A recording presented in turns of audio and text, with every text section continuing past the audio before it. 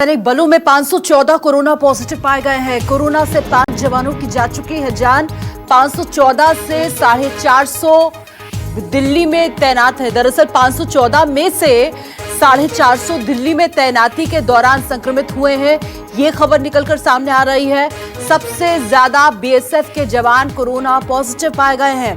BSF के 200 जवान संक्रमित हैं। 2 जवानों की जान जा चुकी है। सीआरपीएफ के 162 जवान संक्रमित और 1 की जा चुकी है जान। तो सीआरपीएफ के 162 जवान संक्रमित हैं। आईटीबीपी, सीआईएसएफ और एसएसबी में भी जवान संक्रमित पाए गए हैं। लेकिन सबसे ज्यादा चिंताजनक स्थिति इस वक्त बीएसएफ की, बॉर्डर सिक्योरिटी फोर्स की बनी हुई है।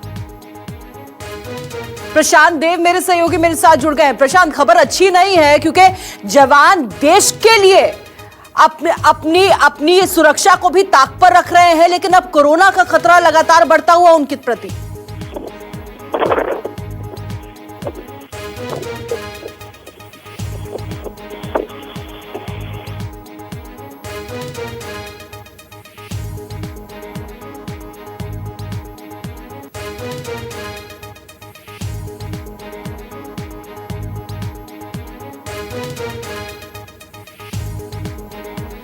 प्रशांत, क्या मेरा सवाल पहला आपसे यही होगा, क्या मेरी आवाज आप तक पहुंच पा रही है? जी जी जी।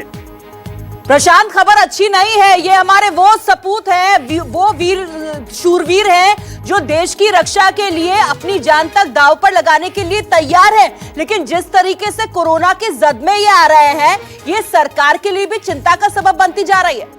देखिए, वाकई बहुत ही ज्यादा मामला ये अब गंभीर हो गया है, क्योंकि जिस तरीके का ग्राफ, जिस तरीके का उछाल अचानक हुआ है पैरामिलिट्री या फिर पुलिस, वो इसलिए कि ये सड़क पे अपनी ड्यूटी दे रहे हैं।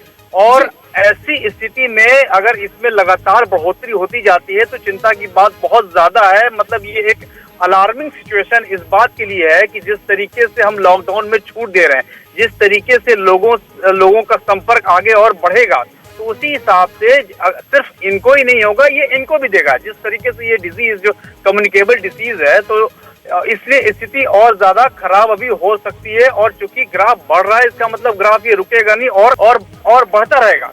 तो इसलिए स्थिति जो है इसको गंभीर मानी जा रही है। और ऐसी भी जानकारी मिल रही है कि इसकी वजह से अब जो है पैरामिलिट्री फोर्सेस की जो ये चेकिंग की और सिक्योरिटी की जो व्यवस्था है, उसकी स्ट्रेटेजी में कुछ परिवर्तन भी किया जाए।